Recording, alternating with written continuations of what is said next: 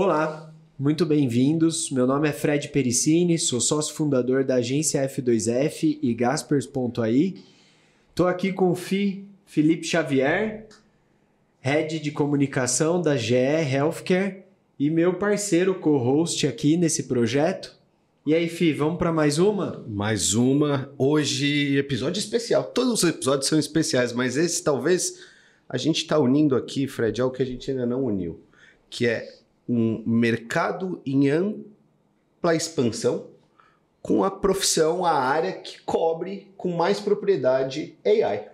Então vai ser uma conversa muito interessante e vamos mergulhar nesse universo de possibilidades. Antes disso, a gente quer ouvir quem é você, Alexandre. Conta pra gente. Boa. Obrigado aí pelo convite, Fred, Fi. É muito legal poder falar com vocês aí sobre o mundo de IA. Bom, Alexandre Grajanin, atualmente CTO do Grupo Smart Fit. Trabalho aí com tecnologia tem praticamente 20 anos. Sou entusiasta de tecnologia. Eu fiz colégio técnico e desde que eu fiz a primeira aula de programação no colégio técnico, eu sabia que eu queria trabalhar com tecnologia, com software, desde o primeiro momento, né? E eu basicamente pautei minha carreira trabalhando em algumas startups, algumas no Brasil voltadas para o mercado imobiliário, desenvolvendo software para o segmento de real estate.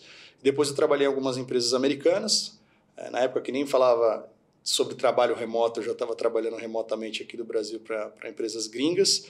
E depois, em 2009, eu entrei no Grupo Smart Fit com a intenção de montar a estrutura básica de software que viria a ser a Smart Fit. Naquela época eu não imaginava que a empresa ia virar esse elefante gigantesco aí, presente em tantos países da América Latina, e fiz basicamente a minha carreira lá, né? Fui ascendendo dentro da organização até virar o diretor-geral de tecnologia. E estou ajudando o grupo. Ale, traz alguns números sobre a Smart Fit aqui para nós. Quantas unidades, quantas que abriu no ano passado, quantos alunos? Boa, vou falar uns big numbers aqui para eu não errar e falar os números imprecisos, né? Mas a gente bateu o recorde de aberturas ano passado, foram 300 aberturas de academias, o maior número que a gente abriu em todos os anos da nossa história. São quase 1.800 academias na América Latina hoje, em 16 países. A gente está abrindo a nossa primeira operação fora da América Latina agora, a gente vai para o Marrocos. Então, cara, vai ser um desafio novo aí. A gente aprendeu muito a como jogar o jogo latino-americano. Agora vamos aprender como é que a gente opera a academia fora daqui, né, do nosso quintal, vamos dizer assim. Além disso, a marca Smart Fit é a principal marca do grupo, a maior, mas a gente também tem outras, né? Todo mundo deve conhecer a Biorritmo, principalmente aqui em São Paulo, que é a nossa marca high-end, né?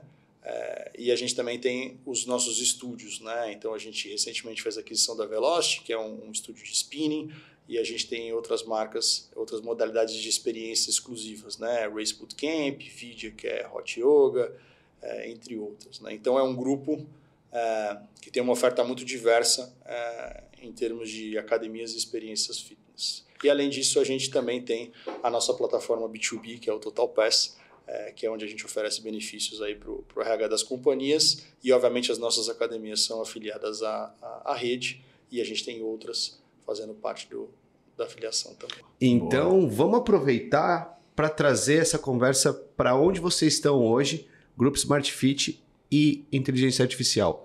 Qual é o uso hoje? Boa.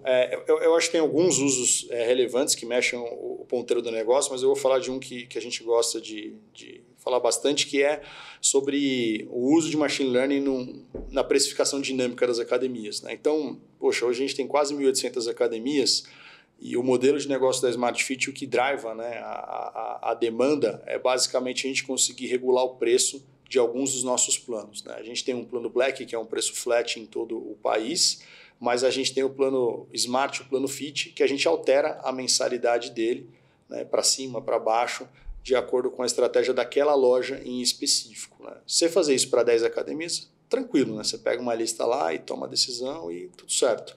Se fazer isso para 1.800, fica muito mais complexo, né? Você conseguir avaliar a concorrência na região, você conseguir avaliar se aquela academia já está no limite máximo de capacity que ela tem. Então a gente desenvolveu um modelo de machine learning que ele coleta uma série dessas variáveis e ele recomenda, fala, cara, olha, eu acho que a gente deveria mudar o preço dessa loja para determinado preço, porque ela vai ter um incremento de receita, né, se a gente fizer esse movimento. Então, a gente tem usado bastante isso dentro da organização e o tempo inteiro a gente está testando novas variáveis para saber se a gente consegue otimizar esse modelo de alguma forma. E como que você mensura que essa iniciativa deu certo? Backtest, né? Machine Learning, você consegue, na hora que você está desenvolvendo o modelo, você olha o passado, né? Como que ele foi, sem o uso do modelo, e aí você começa a dizer, se eu tivesse usado o modelo nesse período, com o que ele recomenda, né? Como que teria sido a assertividade, né? No ganho de vendas, etc. Então você consegue saber o resultado das vendas, porque está no passado, e aí você consegue inferir se aquilo foi bom ou não para o resultado da loja. Então, todo modelo de machine learning é isso, né? Você pega dados passados para fazer o treinamento e aí consegue, com um percentual desses dados, fazer o backtest e aí você consegue inferir qual que é a acurácia que você tem daquele modelo. Então, você já consegue afirmar hoje que AI move a tua régua de produtividade, eficiência e ganho, evidentemente, de receita. Com certeza. E aí tem um outro caso que é super relevante, né? Que é a prescrição de treino para os nossos alunos, né? Então, a gente tem um aplicativo da SmartFit que é usado por 2,5 milhões dos nossos clientes, metade da base. E a principal atividade, né, que esse aplicativo faz é prescrever treino. E para a gente é muito importante que a gente prescreva o melhor treino possível para o nosso cliente, porque se ele se engajar com aquele treino, a tendência é que ele fique mais tempo com a gente, né? Então, hoje, o algoritmo que prescreve o treino é baseado em algumas preferências do usuário. A gente pergunta para ele quantas vezes por semana ele vai na academia, se ele gosta de treinar de manhã ou de noite, mas a gente também coleta a avaliação dos usuários se eles gostaram daquele treino ou não. E a gente sabe se eles executaram o treino porque eles confirmam no app. Então, os treinos que são mais bem avaliados e mais utilizados têm mais recomendação para novos clientes. E os que não são tão utilizados assim têm menos, né? Então, naturalmente, a gente já consegue direcionar um pouco um treino mais eficiente para o cliente. E aí, no futuro, o que a gente pretende fazer é a gente conseguir levar isso no nível de equipamento, né? Que para a gente é muito importante conseguir distribuir os alunos da melhor forma possível entre todos os equipamentos que tem na loja. Então, às vezes, a gente está prescrevendo muito um treino que usa o supino, por exemplo, para fazer peito, e aí aquele equipamento pode estar com fila, né? E aí você fala, poxa, por que o algoritmo não detecta que tem muita gente usando supino e a gente não começa a recomendar outra máquina que trabalhe o mesmo grupo muscular? Então isso é algo que ainda não acontece, mas a gente quer testar essa tese no futuro para ver se a gente otimiza a distribuição dos alunos e, consequentemente, vai fazer com que a gente possa absorver mais pessoas na loja e melhorar a rentabilidade daquela academia. E ainda, muito provavelmente, de uma maneira invisível, você vai ter pessoas mais felizes com o treino que desempenham ali, né? Então, um ganho de AI também que é bem bacana para o teu negócio. E deve refletir na retenção, né? Você treina, eu treino. A gente sabe como é importante ter um treino individualizado, né? E eficiente, né? Que você fique menos tempo esperando para fazer o que você quer fazer. Eu achei do caramba, cara. É o Waze da academia, né? É isso aí. Exato. Eu sempre, quando falo sobre esse projeto, falo, cara, vai ser o Waze da academia, né? Te leva para onde tem que ir, pegando o menor trânsito dentro da academia. Isso aí. Exato. Boa. E aí a gente ouve 2 casos de uso bem diferentes, né? Um em ajudando a trazer eficiência e qualidade na precificação e o outro caso de uso, um serviço prestado ao cliente como ferramenta de retenção. Nos bastidores, a gente estava conversando e eu achei muito interessante sobre chatbot para atendimento, o seu ponto de vista. É um caso de uso que a gente vê muitas empresas correndo atrás. Até saiu o Nubank aí com uma matéria, né, explicando como eles já estão resolvendo toda a primeira camada de atendimento com IA generativa. E na SmartFit? Como é que vocês enxergam esse atendimento com chatbot AI? O que eu estava falando antes para o Fred, que eu acho que é super importante, a gente não tem que usar a tecnologia por usar, né? Ela tem que ter um business case, né? Seja para trazer uma melhor experiência para o usuário ou, de alguma forma, ela trazer mais eficiência e mais rentabilidade para a organização. Então, casos como o do Nubank, né? A própria OpenAI divulgou no blog deles, falando que eles tinham 55%, tem 55% dos atendimentos de primeiro nível automatizados com IA, é incrível, né? Porque o atendimento de um banco, eu imagino que sejam atividades complexas, né? Às vezes o cara teve um problema com a fatura do cartão dele, ou ele foi cobrado indevidamente alguma coisa, não são perguntas e respostas triviais. E o Nubank deve ter um time gigantesco lá fazendo atendimento de CX, porque eles têm 100 milhões de clientes ou mais no Brasil. Então eu imagino que qualquer coisa que você implantar com algum grau de eficiência lá, o payback vai vir, né? No caso da Smart, a gente tem um atendimento, uma equipe de atendimento super enxuta. São menos de 30 pessoas fazendo nosso atendimento de CX aqui no Brasil, e a gente tem um chatbot automatizado, mas ele não é feito com IA generativa. Ele é aquele chatbot clássico, meio que com árvore de decisão, né? Você vai lá, coloca opção 1, opção 2, opção 3, e ele já atende, cara, quase 80% das requisições que a gente recebe, né? Então, qual é o meu ponto com relação a isso, né? Às vezes você tem uma solução simples que já resolve muito do seu problema, né? Dá para melhorar? Obviamente dá para melhorar, mas você tem que parar e fazer a conta. Será que o dinheiro que eu vou investir para fazer essa melhoria dos 80% para 95%, ele vai dar retorno para o negócio? Tem casos que vai fazer sentido, com certeza, e tem casos que talvez o payback não vai vir. Então, eu acho que é uma visão muito de ponderação. Não sei se vale dar o exemplo que eu estava falando lá da feira dos Estados Unidos também. Claro. Boa. Complementando, você vê, é um caso de uso clássico que a gente ouve muitas empresas falar, e na Smart Fit ele tem uma solução que já atende. Então o investimento vai dar um retorno extra, é isso que ele está ponderando, né? Então não existe uma regra de bolso. Acho que vai olhar para um outro lado, né? Quer ver? Vocês abriram número recorde de academia o ano passado, esse ano vocês devem ter aí de novo uma taxa de crescimento super grande. Você deve ter um time também de um tamanho proporcionalmente grande para atender tudo isso, porque vocês, apesar de serem um business de academia e de presença, a pegada digital de vocês, ela é bem diferente do que era das outras academias. Eu até atribuo particularmente um pouco do sucesso de vocês a isso. Então, como é que você olha pro futuro do grupo com AI? Legal, uma boa pergunta. O que eu acho, né, sobre aplicação de AI para todas as empresas e também conectado com empresas de saúde e bem-estar. A primeira coisa tá todo mundo tentando entender onde essa engrenagem mexe o ponteiro dentro da empresa. Então, a gente, hoje, eu estava compartilhando com o Fred, fez um baita assessment que a gente entrevistou todas as áreas dentro do grupo, jurídico, RH, expansão e etc. E a gente saiu com uma lista de possíveis projetos onde IA pode contribuir em termos de eficiência de alguma forma na organização. Então, eu acho que todo mundo vai fazer isso eventualmente, né? Não é restrito ao mercado de saúde e bem-estar. E aí, eventualmente, a gente vai tirar algum tipo de ganho dessa história, né? A gente falou de chatbot para atendimento aos clientes. Uma das coisas que a gente está projetando nessas iniciativas é fazer um chatbot para atendimento da operação, né? Querendo ou não, a gente tem 1.800 academias, são quase 20 mil funcionários e eles toda hora precisam de alguma ajuda do escritório central. E tem um grupo de pessoas no escritório que está dedicado só para atender a operação. Será que se a gente não automatizar esse atendimento também não tem um ganho de escala, de eficiência, de velocidade, né? E consequentemente até de melhoria de experiência para o cliente? Então esse é o primeiro ponto, né? Acho que esse ganho de eficiência vai vir para qualquer empresa independente de saúde e bem-estar. Agora, no setor de fitness, eu acho que tem várias aplicações que estão surgindo no dia a dia, né? Computação visual não deixa de ser inteligência artificial de alguma forma.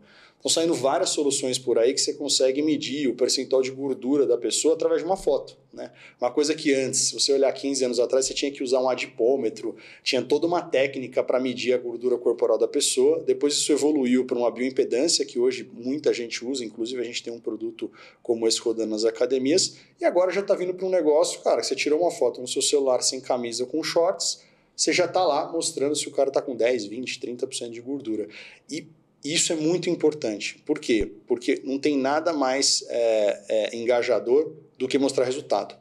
O cara entrou na academia, passou 60 dias. Porra, ele olhou e falou, cara, tá a mesma coisa, a chance dele desistir é muito alta.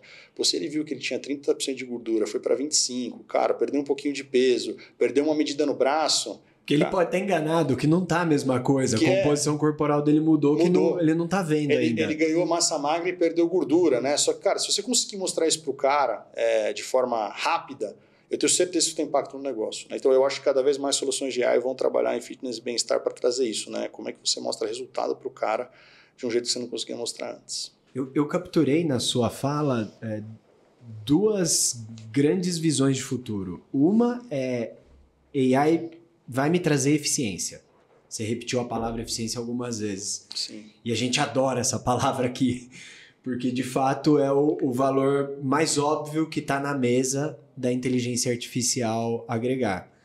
Mas você trouxe uma visão também de AI como novos produtos ou novas ferramentas para aumentar o meu engajamento, minha retenção ou minha captação.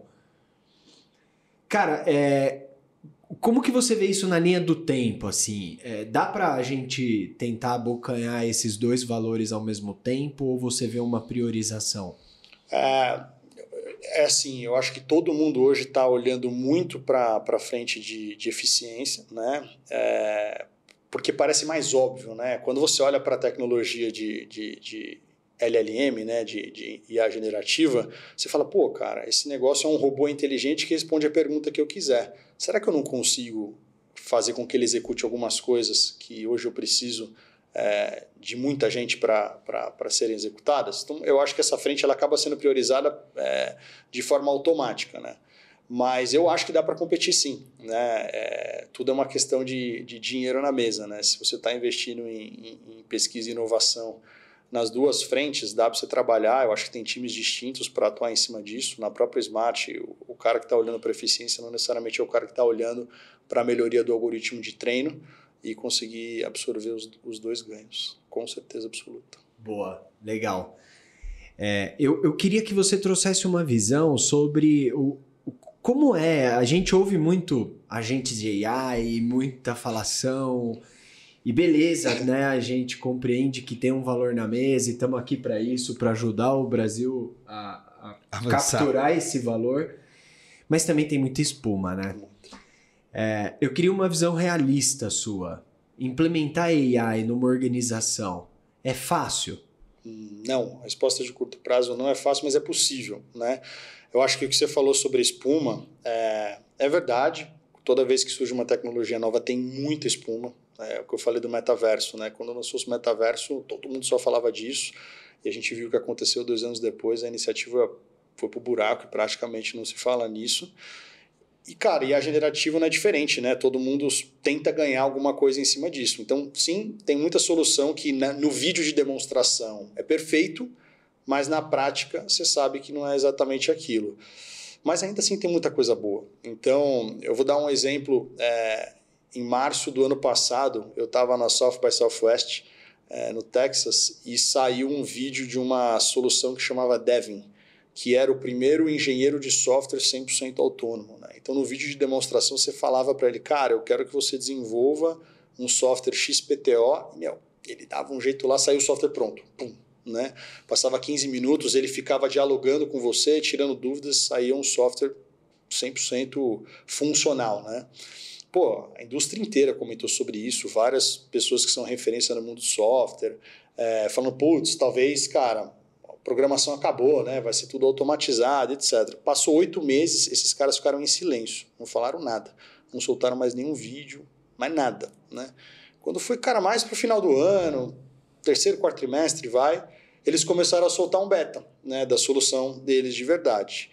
E, obviamente, né, a gente participou do beta, estamos usando até hoje, ela não é aquela mágica que estava no vídeo, mas ela também não é completamente inútil. A gente está entendendo agora que existem algumas tarefas que a gente consegue fazer com ela de forma muito eficiente.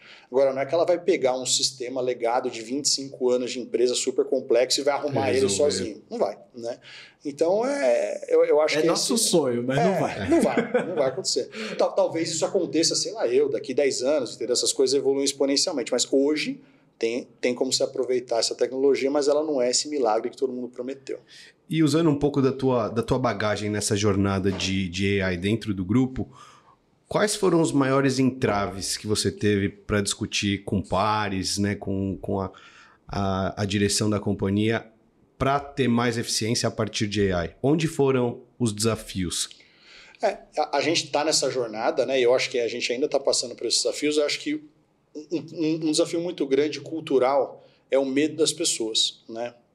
Então, assim, falou-se muito quando lançou-se o ChatGPT, todo mundo falou, ferrou, perdi meu emprego, né, cara, já era, eu vou ser automatizado, né? Então, muita gente ficou desesperada, né, com isso. E aí eu acho que sim, existe, né, um problema que quando você vai implantar uma ferramenta com IA generativa nas empresas, as pessoas precisam te contar como o trabalho dela é feito para então você conseguir fazer a automação daquilo com um agente. E aí, cara, a pessoa tá com medo e fala, será que se eu contar e entregar ouro pro cara do que eu faço, será que ele vai automatizar meu trabalho? E aí, será que eu vou ficar sem emprego? Né? Isso é natural, né? O medo do ser humano. Mas eu acho que aos poucos está todo mundo entendendo que essa não é a pegada. Ninguém quer demitir todo mundo e acabar com o mundo, né? A gente quer ganhar produtividade. Porque se a gente, na nossa empresa, não fizer isso, a empresa do lado vai estar fazendo e ela vai conseguir ser mais rentável, né? E aí a gente vai acabar ficando obsoleto de qualquer maneira. Então não é uma guerra para ver quem vai automatizar o mundo inteiro e virar Skynet e tomar o emprego de todo mundo. É mais para quem consegue ser mais eficiente. E aí não tem como usar IA. Né? Isso. E aí o funcionário inteligente, ele entende que ele precisa ajudar aquele barco a sobreviver. Né? Ele vai mais longe, junto.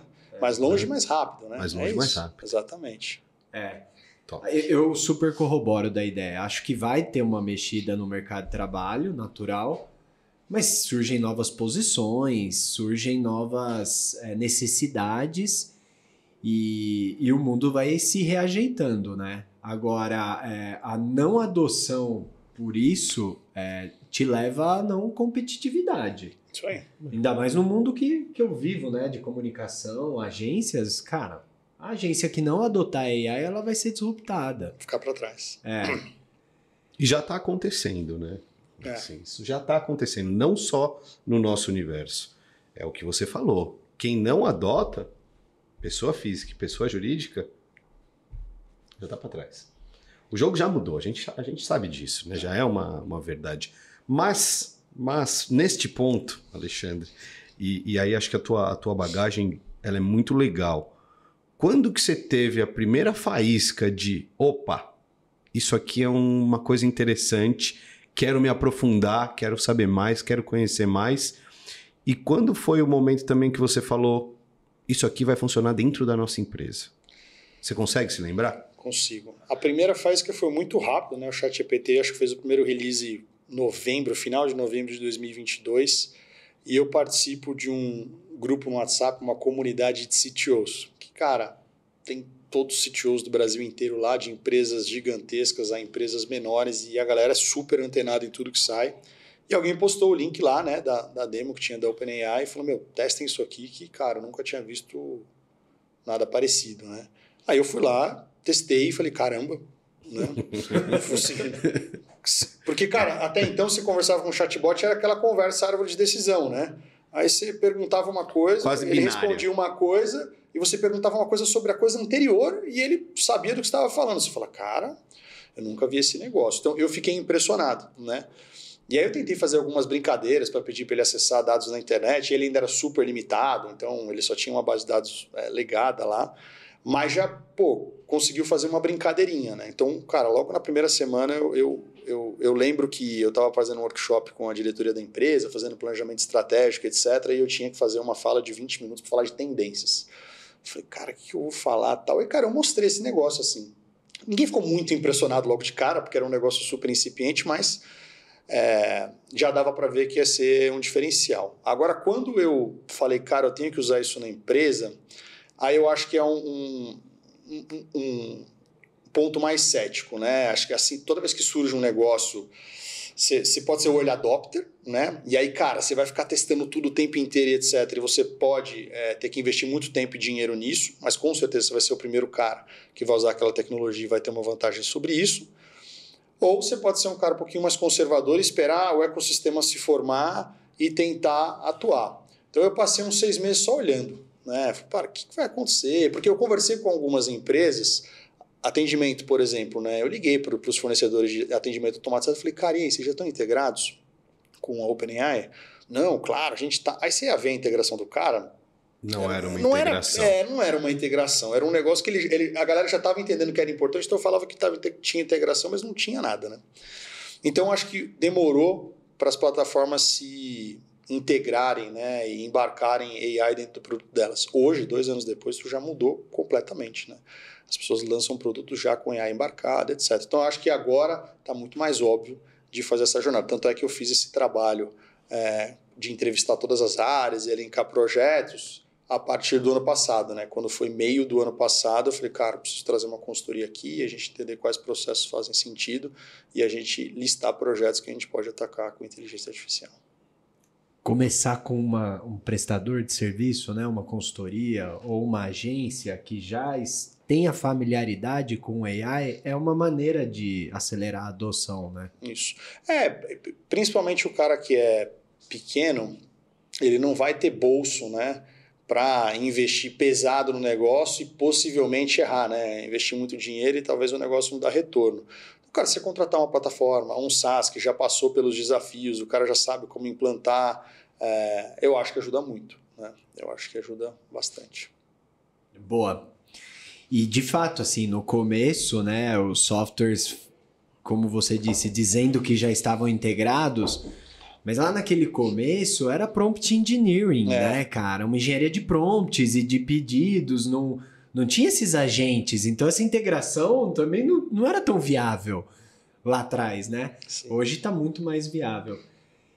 Eu tenho uma última pergunta, que é sobre agentes, né? Que é a palavra agora da moda na inteligência artificial. A gente vê, inclusive, que os earning calls, as reuniões em que apresentam resultados nos Estados Unidos, essa foi a palavra mais repetida, tem estudos mostrando isso. Como é que está isso dentro da Smart Fit? Assim, é realidade já ter multi-agentes, equipe híbrida? Em que pé vocês estão nesse sentido? Um agente com AI, eu acho que é algo que a gente não está aplicando no dia a dia de forma em ampla escala, vamos dizer assim, né?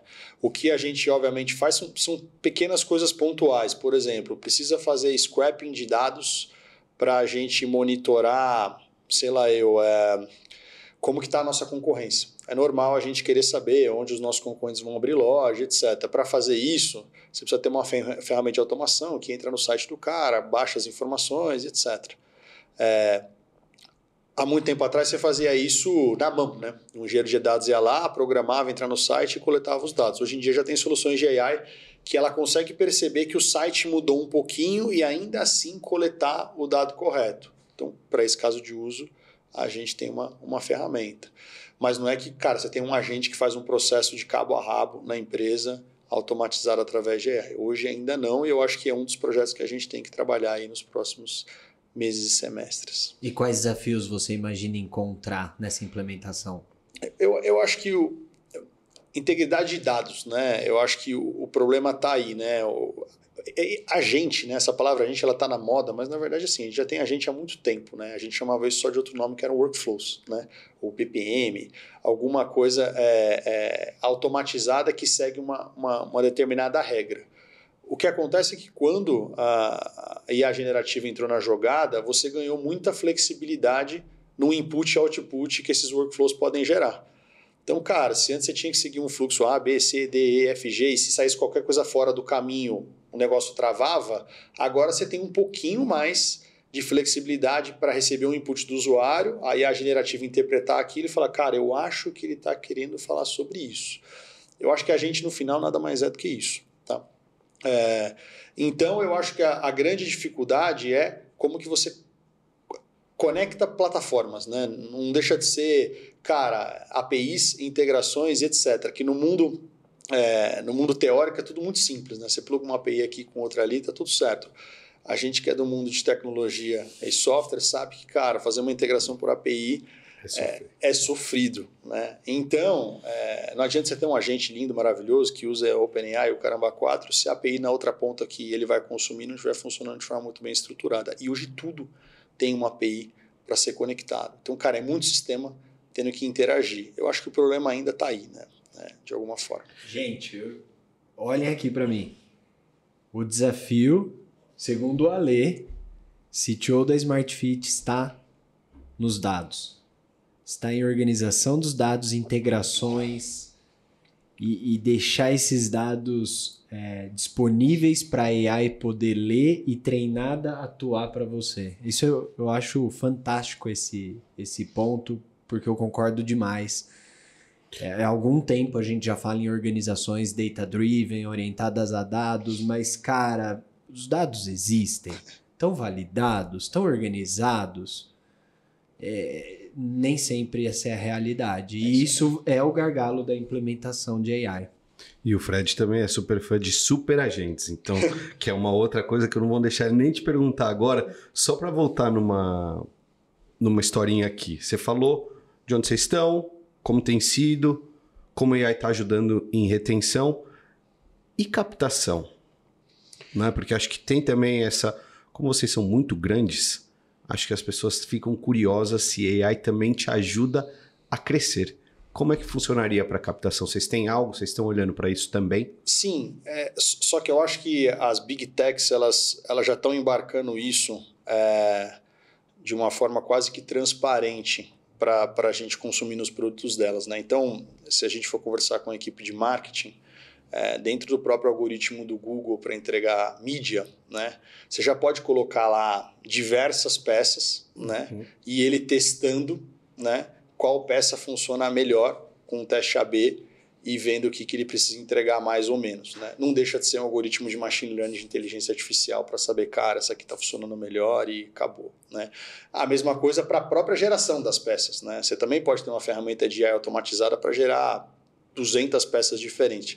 Se antes você precisava de uma equipe de criação lá com 150 pessoas, você pode ter lá a equipe fazendo o baseline disso, né? Com 10, 15 peças e as variações desse negócio, cara, geração de imagem através de Generative AI e manda bala. Então, acho que essas duas coisas têm a ver indiretamente com captação de clientes e, naturalmente, a gente e um monte de empresa está usando, né? Acho que seriam duas coisas essenciais. Não sei se isso faz sentido para vocês. Não, faz super e é algo que a gente vê no nosso dia a dia, né? Você ainda vai precisar da mente humana para facilitar essa produção, que ela é muito mais rápida e é mais eficiente, mas você precisa de ter uma pessoa ali que entende o teu negócio e vai te entregar o dado, né? Como é que eu olho quem é o cliente, quem é o futuro cliente e como isso conversa com a realidade da minha empresa hoje, como é que eu posiciono isso? E eu vejo uma oportunidade na parte de CRM, né? O que acontece é o seguinte, né? A gente falava muito de segmentação de público em CRM, pô, você seleciona esse cara que tem esse comportamento, só que agora a gente consegue ir num nível de ultra personalização, né? Você sabe exatamente qual que é o hábito do Fred, quais academias ele frequentou, quais exercícios ele fez, então você consegue gerar uma comunicação muito assertiva para ele, né? Tanto para converter ele, caso não seja aluno, quanto se ele for aluno para você engajar. Então eu acho que a gente vai evoluir muito nisso ainda, né? Não só a gente SmartFit como empresa, mas as pessoas consumindo soluções CRM que conseguem entregar especificamente o que você precisa, a comunicação que vai te impactar em específico como indivíduo, né? E não como um bloco de pessoas. E vai te levar a ação muito mais fácil, independente de qual coisa que você esteja propondo. Exatamente. Isso é genial. Marketing digital mais inteligência artificial vai entregar a promessa que a gente está correndo atrás há algum tempo, né? Que é a mensagem certa, na hora certa, para a pessoa certa. Para o lugar certo. Isso. Boa. Pessoal, o KPI que não existe ainda, Fred. É o KPI que não existe ainda. Vamos lá. Mas está muito próximo de existir, né? Quero agradecer ao Alê. Boa. Um bate-papo incrível. A gente poderia ficar aqui por horas e horas. A gente aprendeu aqui bastante com você. Espero que vocês também tenham essa sensação de aprendizado. Muito obrigado, Fi. Obrigado você, obrigado Alexandre pela generosidade de compartilhar um pouco da sua trajetória e também coisas que você está fazendo lá. É sempre um grande prazer ter uma mente como a sua aqui com a gente. Obrigado por isso. Valeu, Fredão, mais um para conta. E palavras finais suas para a gente. Boa. Se você puder dar um conselho para quem nos ouve de como fazer AI uma realidade dentro das organizações, acho que seria muito legal do seu lado. Boa. Antes de falar sobre isso, agradecer mais uma vez aí o convite, né? Foi muito legal Gostei muito, já participei algumas vezes de alguns podcasts e sempre é legal falar sobre tecnologia, inovação, inteligência artificial. Bater papo com gente que gosta de falar desse assunto é muito bacana. Mais uma vez, obrigado. E sobre a sua pergunta, eu acho que é o seguinte, né? Fazer IA virar realidade é alinhamento com o negócio, né? Então, não dá para... A tecnologia não pode colocar uma tecnologia para rodar porque ela está afim, né? Acordou de manhã e falou, cara, vamos usar AI, né? Tem que resolver algum problema de negócio. E para você resolver um problema de negócio, você tem que conversar com seus pares, né? Você tem que conversar com as outras áreas e entender, cara, qual o problema que você tem aí? Eu vejo muita gente hoje com esse hype de AI querendo colocar alguma coisa para rodar para falar que tem. Fala, putz, eu tenho, né? Fala, cara, mas pô, vamos voltar para o que todo mundo sempre fez. Tem algum problema de negócio para ser resolvido? Tem. E dá para usar IA generativa com ele? Dá. Pô, então demorou. Então vamos usar, vamos fazer uma solução. Se não tem, paciência, entendeu? Vamos procurar outras alternativas. Eu acho que alinhamento com o negócio é fundamental. Boa. Valeu. Fechou em altíssimo estilo. É isso aí. É isso aí. Muito obrigado vocês por permanecerem até agora.